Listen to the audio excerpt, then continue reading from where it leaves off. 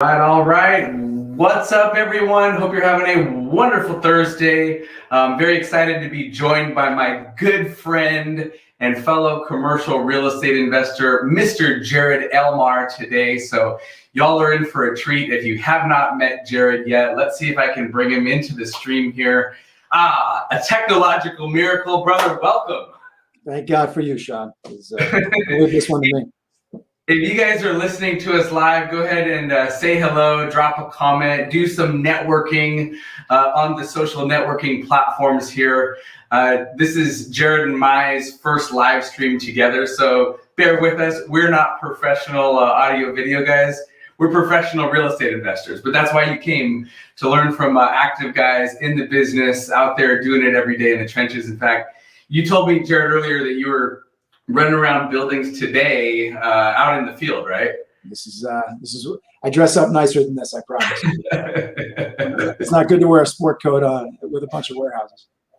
So we got to get anyone watching or listening oriented to who you are. And I thought a fun place to start would be that post that you put on Facebook the other day. It was, I think, one of the houses that you grew up in. You called it an efficiency unit. And then you'll have to kind of fast forward us to where you are today, which is just a staggering amount of commercial real estate in portfolio in all different asset classes. So if you want to give us kind of a quick 1 minute overview of where you began, started from the bottom and now you're here.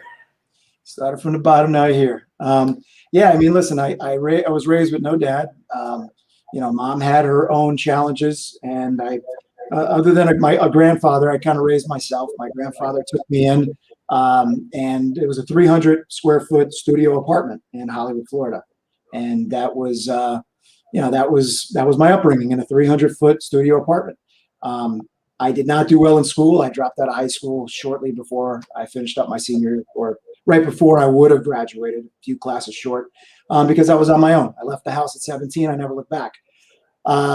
Without a degree, I had to fall into some sales positions, realized that I'm a decent communicator, and really tried to find the right industry to get involved in. And residential real estate was kind of my outlet. And I've had different businesses, and I was in the insurance business while I was investing for my own portfolio in residential. And then I think there's this natural evolution with real estate guys or real estate investors. You start to look at different product types. Maybe it's houses you want to flip, or do you want to rent? Then you go into, okay, maybe multi-unit duplexes and quadplexes, or townhomes, or maybe you want to go ground up. Okay, well, what's after residential? Maybe we look at larger 10 and 20 unit apartment complexes, but then there's office and retail and industrial. So I try to get a feel for every product type to figure out which one I like best. And quite frankly, I just knew I didn't want to go back to residential. Not to disrespect the residential guys out there. It's just, there is this evolution, and it's rare that somebody jumps from residential to commercial and then goes back to residential. It rarely happens in my experience. So I kind of went through that progression and kind of landed where we're very much focused on industrial these days. But listen, in this extremely competitive environment that we're in right now in this economy, we're somewhat agnostic at this point. We're looking at retail, office, industrial, and we're pretty much comfortable in all three. But right now, I do feel, for us anyways, in our infrastructure and how we're positioned, it just makes sense to continue to aggregate the industrial space. It's like if you had to pick a favorite child, that's the one you'd pick.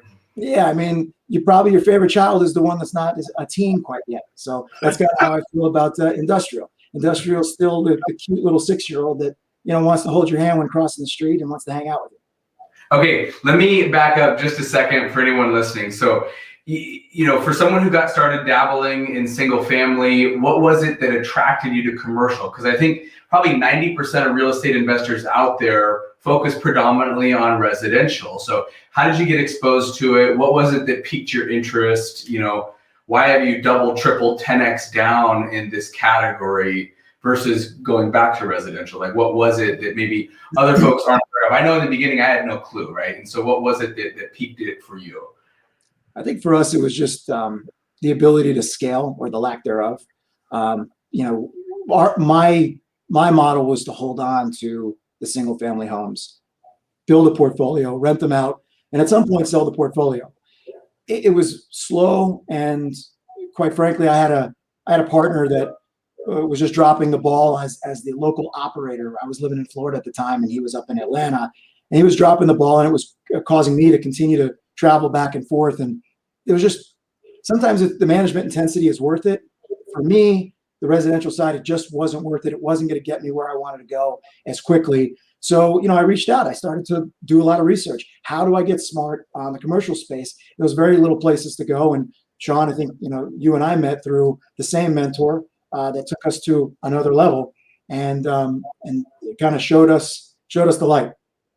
And it became sexier to bring in investors, to say to an investor, hey, instead of saying we're working on this, 2-bedroom, 1-bath house post World War II in South Atlanta, it was a lot sexier to say, hey, we're working on a 156-unit apartment complex that we're getting out of receivership, and here's all the challenges with it, but here's all the benefits, and here's what it could be after we put some love into it. So it just was easier to raise capital when you show the ability to scale. Okay, so you bring up a couple really good points there. You and I both work with outside partners, right? Friends and family and colleagues who invest alongside us in deals. Maybe you want to take a minute to explain, how that works for you guys. But such an important point there. When you're working on a 7-figure deal, or you're generating 7-figure profits, and you're splitting that up among, a half a dozen or a dozen, owners of that property, there's a little bit more to go around, and it's a meaningful payday. You're doing that on a couple $100,000 house. It just doesn't make sense. You're not going to get some of that smart money excited about getting involved to make, $50K on a house flip. Again, no offense, right? I went through the same, journey that you did. I was juggling 15 flips simultaneously one summer, and every contractor falling behind schedule. And you just started to kind of feel like an adult babysitter in some cases when you're getting hit with a change order every other day. Mm-hmm. So why don't you take a moment and just share with anyone else, what does it look like when you buy a deal now? How do you involve other people? Are they debt? Are they equity? How does that work? And I've done it. There's so many different variations of capital structure. And I mean, there's courses and there's gurus out there that dedicate themselves to nothing but structuring the capital for whatever asset class it is. So we've done it with debt. We've done it with equity. Every deal kind of stands on its own. It's just, we've talked about this before, Sean. I'm always looking at whether, do we want to be real estate investors, or do we want to be a real estate business?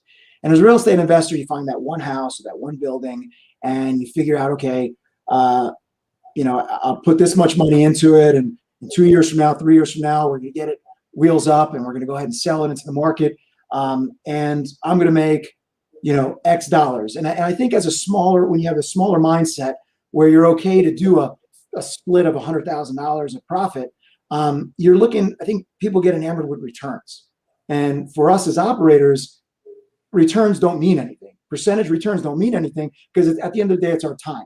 So if we're putting up 50 grand and we're getting 100 grand back, and it's a year and a half worth of work, I don't know. I mean, $50,000, it's a lot of work. And there's so much opportunity loss because of the time it takes to make that extra 50,000. So we're always looking at the dollars. And when we structure the deals, we reverse engineer it. We really look at what we can offer our limited partners, we can offer our investors on an equity standpoint. And for us, my cost of capital, if you will, I know I can sell 16% annualized return to my investors. So if I can arrive at 16%, what's left for us at the end of the day? Not percentages. How many dollars are left for us if we have to bring $16% year-over-year returns to our investor over a 3, 4, 5 year time horizon? That's what we determine. If there's enough juice for the operators like us, then we move forward on the deal. If there's not, then we don't reduce the percentage to our investors. We got to get a price reduction on the deal, or it's just not the right deal for us. And that's really how we go into every deal. We know what we can sell to our investors as far as a return, and we know how much money we want to make for the time spent on the particular deal. Okay, so let me clarify a couple things, and I see some comments coming in. Shauna, good to see you. Valerie, what's up? And a couple LinkedIn users that are coming through as anonymous. So if you guys have follow-up questions for Jarred or me, and you're listening here in real time, go ahead and ask those questions. We'd love to tackle them. That's one of the beautiful things about doing a live. So if I'm understanding that correctly, historically, you've been able to hit double-digit returns for partners that invest alongside you in these projects and all of these different asset classes. And basically, if you can't hit that, you're probably not going to move forward on a project. We miss a lot of deals because of how we model it out. We're always going to be conservative on anything we reduce to paper and we present to an investor. Luckily, we've done 37 syndications, and we've blown away any projections that we put on paper. But the market helped us quite a bit too. I think all of us. I just don't want to ever be in a position where I'm promising the world, just to maybe accelerate the ability to bring in investors and then fall super short. Because at the end of it all, with 37 syndications, no one cares about the 36 deals that went well. They only care, how many yards I ran for that particular project. And I just don't want to ever miss my mark on a deal. So we tend to be very conservative on our deals. Okay, so you bring up a couple good points here. I know you mentioned doing an apartment building. I really got to know you well when you were doing a lot of retail and shopping centers. You still have a lot of that in portfolio, and then we'll get over here to small bay and industrial and warehouse. But what made you go from apartments to shopping centers? And then, because you haven't done as many apartments since then, and then what intrigued you to go from shopping centers to to industrial and small bay? So maybe we'll break it up into two segments, but go ahead and walk us through that, because you had some crazy experiences out there working on projects. I think, look, the best and the worst thing that happened to me early in my commercial investing career is I got into apartments. And it wasn't me getting into apartments being a bad thing. It was the class apartments that I started with. I started with really class C, and if there really is such thing as a class D, apartment, that really was what it was. So the first deal we did, we paid $9,700 a door. $9,700 a door. It's like, how can you go wrong? You close your eyes, you hope for the best in that case. And we got it out of REO. It was an extremely challenging deal because it was an extremely challenging area. Within 30 days, we had a murder. Within 60 days, we had two fires. We had a strong arm robbery. We had a truck go through a building because he didn't put the car in park and it rolled down the hill. I mean, everything that you could possibly think of that could possibly go wrong in your first deal out of the gate was my first syndication. It went wrong, but we bought it right. And when we got out of it, it was a huge success. We executed the plan even through all the challenges within 16 months. We sold it. I think it was a 24% year-over-year returns to the limited partners. But I took a step back. I said, is this really the direction I want to go? So when I say it's the worst and best thing, the best thing was multifamily, and my compass was off. I should have stayed, at least kept multifamily in the repertoire, keep it within the buying parameters, and I didn't. I wanted to find something a little less management intensive, and because I wanted to scale. I wanted to go from investor to real estate investor to real estate firm. The only way to scale while you're building your infrastructure is you got to find less management intensive deals. You got to find bigger projects because you don't want to be running all over town for the 5,000 foot retail deal you just did and the 2,000 foot office condo and the 3,000. You want to get economies of scale within your properties, and that's why I started to deviate and really started to look at different product types. In hindsight, I should have started looking at the B class apartments and keeping it within the mix and continue on buying everything else that we've been buying all over the years. But you've done just fine. So that kind of leads into your segue into retail for some of those reasons. So when we sold, or even before we sold, I knew the market, I knew the area. It was Atlanta. I was living in Florida. I know Atlanta because I lived there for 4 years. So I brought something to the investor base down here in Florida that they didn't have and they didn't really have access to, which was a new market. So Atlanta was my ability to bring something that other operators like us couldn't bring that investor base. Atlanta, South Florida has always been kind of that boom bust market. And, it's hard to make the numbers really pencil out fundamentally. If you want to play the momentum game, Florida's the best place in the world to do it. But fundamentals, it just didn't make sense to get into a lot of the deals when I still didn't have proof of concept. I was still kind of quite frank. I was earning while I was learning on the first few syndications. So I needed to have a lot of cushion in my numbers, and we went with Atlanta, just being with Florida investor base. And we started with retail, and we found, again, a couple of REOs on a retail, a couple CDS buildings that we converted into multi-tenant. It was a vacant building. We converted that, three different units, and then we sold the apartments, and then we got into our first real neighborhood shopping center in Atlanta. And I like the chess game of negotiating a lease that is kind of I use this term very loosely, but kind of set it and forget it. You get the right business in the right unit with the right frontage and the right traffic and the right parking and the right curb appeal. And it's really set it and forget it. They take care of everything. They're triple net leases with the type of deals that we were looking at. They're taking care of their interior space. I really like that. I like that strategy, and I like to work with those type of businesses. They're a little bit more savvy, and you got to really just use common sense to say this business would do really well in this center, and it would do really well in this particular space in the center. So that's really what appealed to me with retail.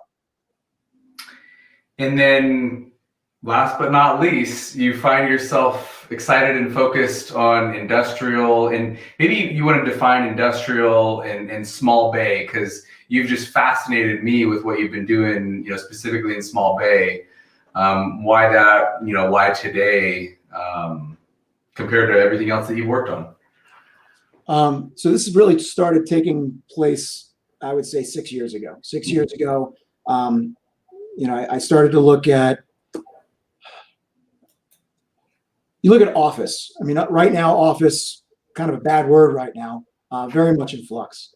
We don't know what the future holds for, mid-rises or towers and how fast people are going to want to be congregated back into an office unit, or certainly sharing elevators and everything else. So same thing with retail. Retail, I mean, if anything, COVID accelerated the e-commerce space. And we just don't know. Retail tends to be in flux right now. There's not as many large businesses that require big box retail anymore. So What does that mean for all the retail out there? I try to look at everything fundamentally, and I can't see around the corner with office, and I can't see around the corner with retail. I'm looking at retail. We're looking at non-credit neighborhood centers, no credit anchor like a grocer or a Best Buy or a Michael's. We're looking at just straight shop space, non-credit mom and pop, where I know that I can fill 2,000 feet, 1,500 feet very easily. So that retail I love, and that retail I think is here to stay. All of us, we still go get our coffee. We still, most of us are still, grabbing ice cream every once in a while, or going to the restaurants, at least at some point. Down here, COVID never existed in Florida, so we've been in restaurants the whole time. But I'll pick on you a little bit over and I would say, look, we still get our dogs groomed, our nails done, our hair cut. It's like everything that you're going to leave the house for that can't be shipped to your front door, still needs a home and a footprint in a lot of cases. So that's our retail, and I'm looking at that retail. But over the last 5 years, we're looking at everything fundamentally, and really it's a supply and demand game in certain markets, South Florida being one of the main markets that we focus on, and Central Florida too, which is small bay industrial. And when I say small bay industrial, I'm talking unit sizes within a complex of 1,000 to 10,000 square feet unit sizes within larger complexes. So if it's 100,000 feet, theoretically I would have, possibly, 40 different units within 100,000 feet, between 1 to 10,000 square feet. Those are the non-credit tradesmen. Those are the cabinetry guys, the AC contractors, mold remediation, renovators, estate liquidators. I love the mix. I'm fascinated by all the different businesses that I see in the small bay space. And when they turn, if they need more space and we just don't have it, if they go out of business, whatever, there's usually 2 or 3 tenants that are ready to backfill those spaces. And the cool thing that we realized is with office, we've had mid-rise office buildings, we've had single-story office. Every time you turn single story, an office unit, you got to refinish it. And the finish is carpet, paint, moving walls around, new electrical. It is so expensive. And at the end of the day, when you factor in office and look at the tenant improvement dollar packages that the tenants are expecting now, and where rents are actually going down. They're not going up when you bake in the investments every time you have to turn a unit. The cool thing with small bay is there's very little finishes. So when you turn a unit, there's not a lot of finishes. There's not much to do except throw some paint on the floor or on the walls, throw in a new AC unit sometimes, and you're good to go. And you're not moving walls left and right. That's very different than retail and office and virtually every other asset class. So I really like the ease of it.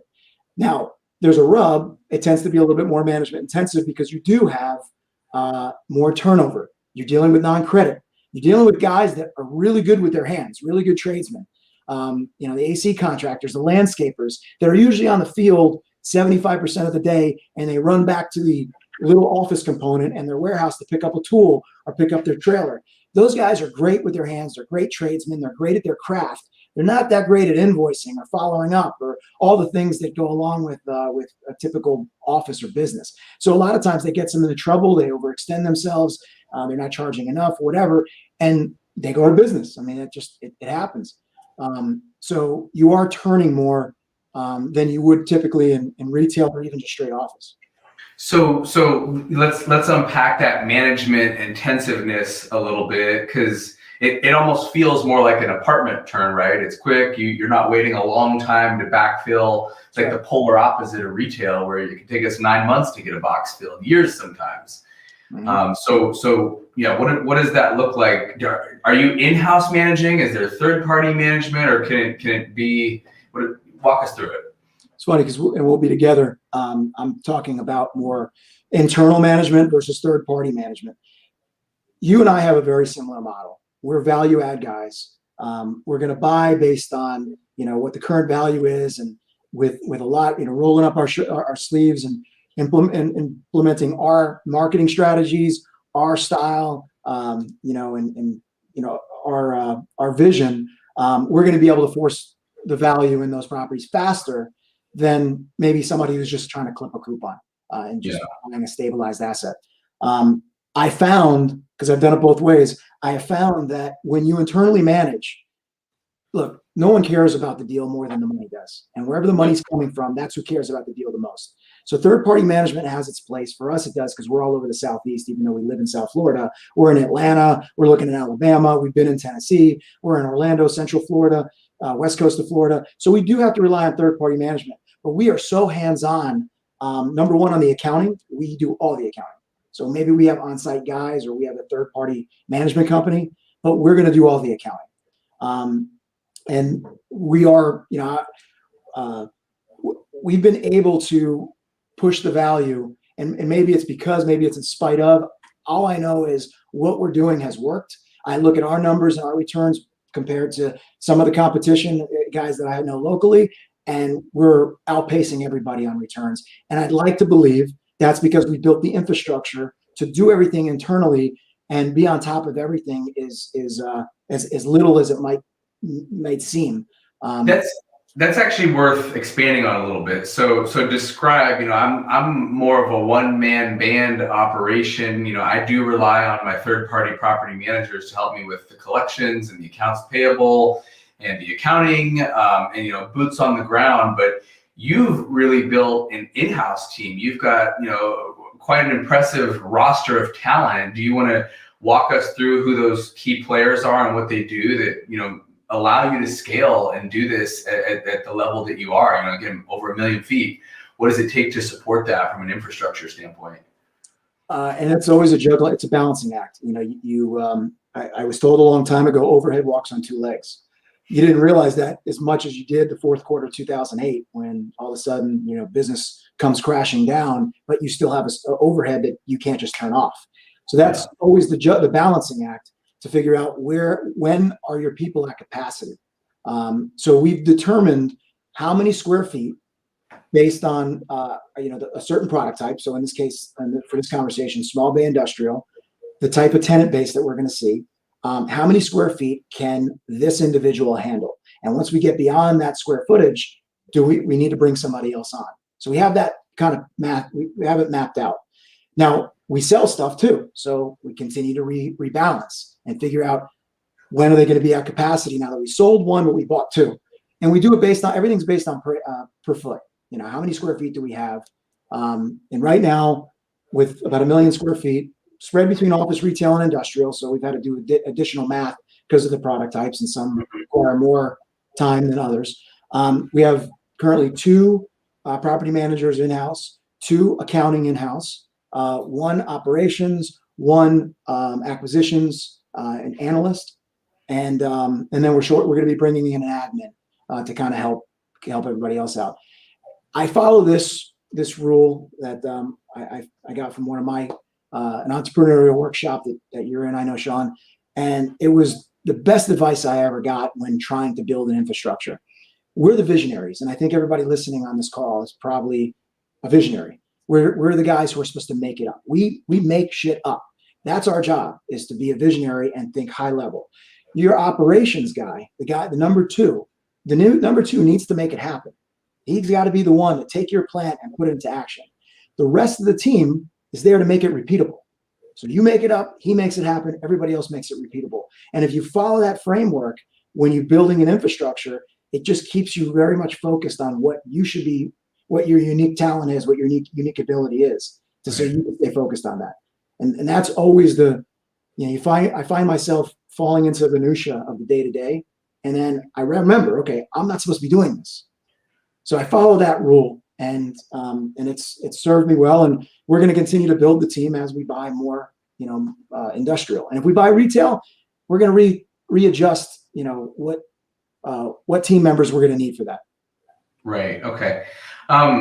Thanks, Jarred. A couple other fun comments and questions coming in, so we'll circle back to these in just a moment. But if you guys have more questions or want to dive deeper into anything that Jarred has covered, don't hesitate to drop a comment in there. I know a lot of people have asked me, what's it been like during COVID? And I'm almost exclusively focused on retail right now, but you had a perspective of a bunch of different asset classes that you were working in portfolio. So do you want to describe, maybe real quick, your stuff, and then also specifically small bay and industrial, and how that fared maybe compared to some of the other things that you have in portfolio amidst a pandemic? So, how did we fare during COVID? Yeah.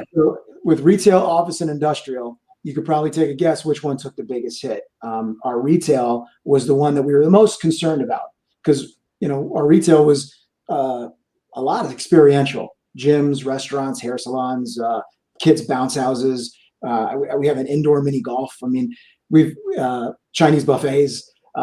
So everything that was so insulated to or Amazon resistant, which was kind of our ace in the hole with the retail that we had, why we wanted to be long on those particular centers, was the downfall of them during a pandemic.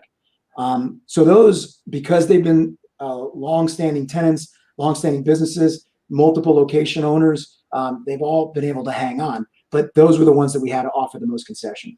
Office, surprisingly, office was okay, but we don't own a ton of office anymore. The office that we had were a lot of government agencies and state agencies. So then I go into small bay, which is the majority of what we had. And I was very nervous. Non-credit, these guys, they're waiting for they do a change out, an AC change out. That check pays their rent and some of their expenses. So they bought themselves a job. A lot of them they bought a job. Surprisingly, or maybe not so much, think about the type of tenants that we would have in small bay. AC contractors, which was essential businesses, certainly in Florida. Bathtub refinishing, estate liquidators, the type of tradesmen, e-commerce guys, they're selling T-shirts on Facebook. These businesses surged, and we lost a couple tenants that were in industries that really got hit. The cruise industry, travel, leisure, those guys got hit, and we lost a couple of them. But the ones that were more e-commerce, the ones that were more renovation and more housing, those guys needed to expand. So that's what used to happen. They constrict, they expand, and they've really taken over a lot of the spaces, a couple of the spaces that we did lose. And that's the cool thing with small bay. You just have such a diverse type of industrial. We probably have 30 different industries within our small bay industrial complexes. And it's just amazing how people make money that just need a warehouse and an office component. For those reasons, I mean, you want to talk about an asset class that has been battle tested? Small bay, the tradesmen are the ones that really survived and thrived through this pandemic. Are those guys growing and taking an additional box in any cases, or do they pretty much stick to the footprint that they've got? No, we're always having conversations about guys that are looking to move to a different unit. We have units that overhead doors are on grade level, and then we have others that are at dock high. Maybe they change their business. Maybe they add a division to their company and they need to get box trucks back there. So now they can't have a grade level door. They need a dock high door. So they're constantly moving around. And that's what I mean. It's a lot. There is some management. There's management involved in this. Yeah. But it's very little finishes, very little investments as you turn units. And today, at least in this environment and over the last 6 years, you have 3 to 5 businesses that are looking to backfill any vacancy that you might have.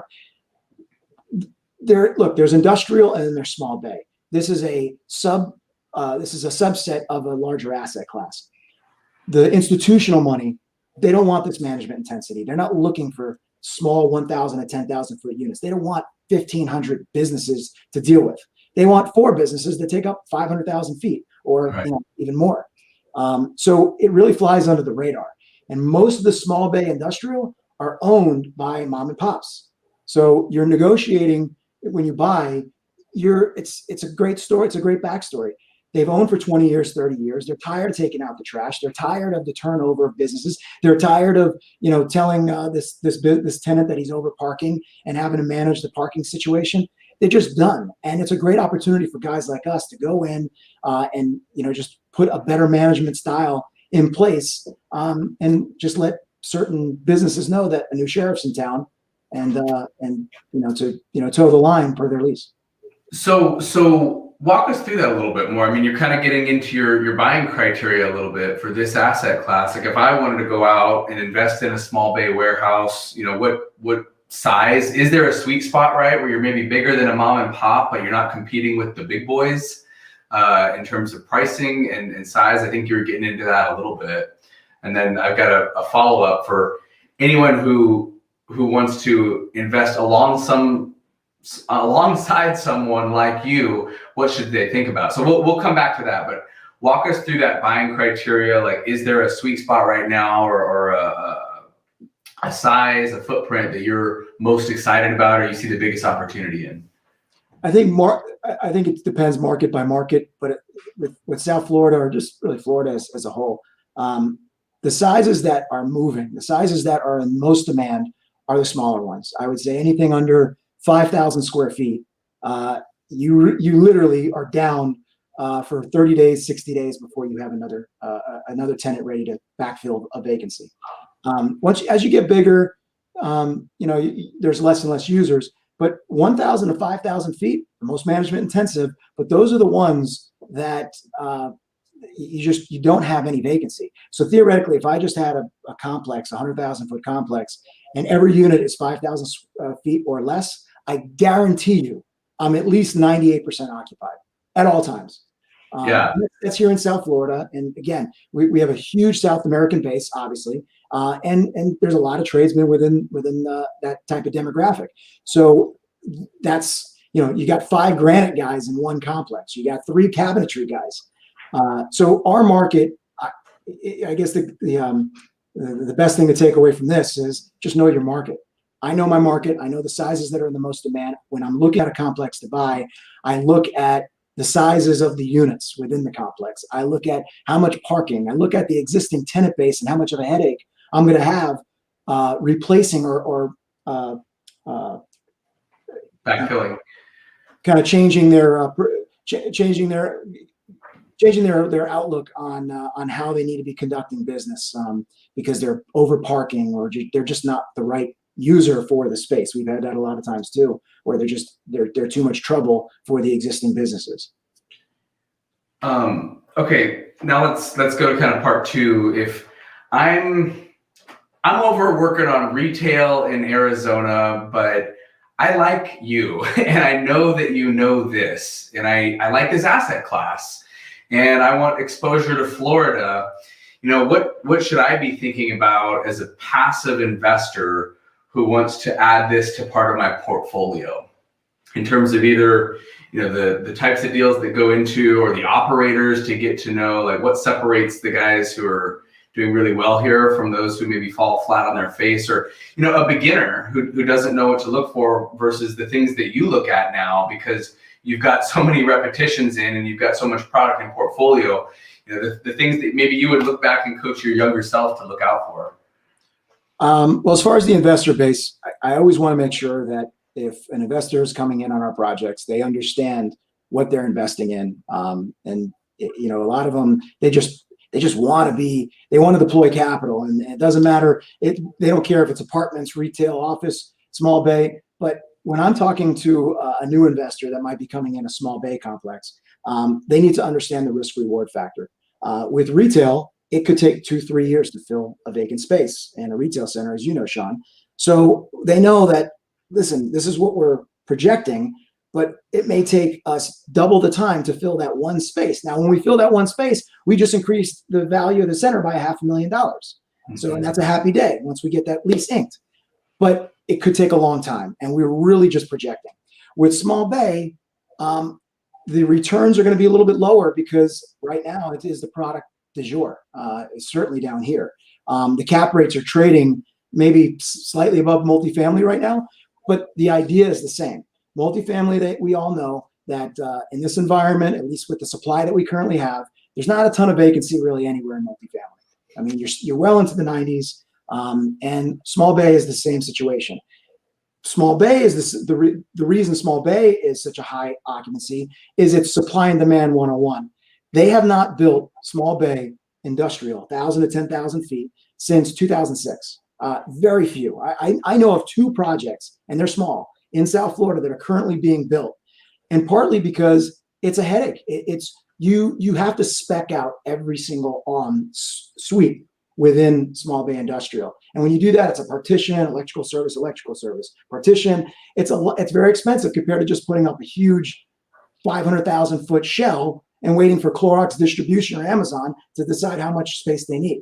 So with small bay, they're not being developed, and the rents really have not caught up with the cost of building those. So that's a straight supply and demand. There's more and more tradesmen. There's less and less small bay, and the existing inventory that exists, at least in South Florida, the existing inventory, those are getting scrapped because those areas tend to be very raw, and a lot of them are a bit trendy. We have something in Miami called Wynwood. In Fort Lauderdale, we have Fat Village and Flagler Village, and West Palm Beach, we have Grandview. These are all old small bay complexes and 60s construction, and they're getting scrapped for towers because it's a cool, hip place, hip vibe to live in, kind of a transitional area. So the existing supply is even shrinking, and they're not building more. That's why I like it. It's complete fundamental for us, and that's why we really picked that asset class. Love it. Okay, we'll wind it down here, but any final thoughts, Jarred, that you would want to leave investors with, or resources that you'd want to turn them on to before we wrap it up? I can only speak from my experience.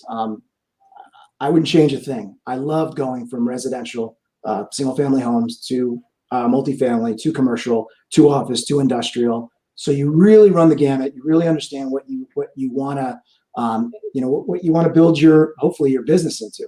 If you just want to be a rogue investor, that's great too. I wanted to be able to scale. I wanted to have a portfolio. I wanted multiple streams of income. And in good markets or bad, I'm going to buy.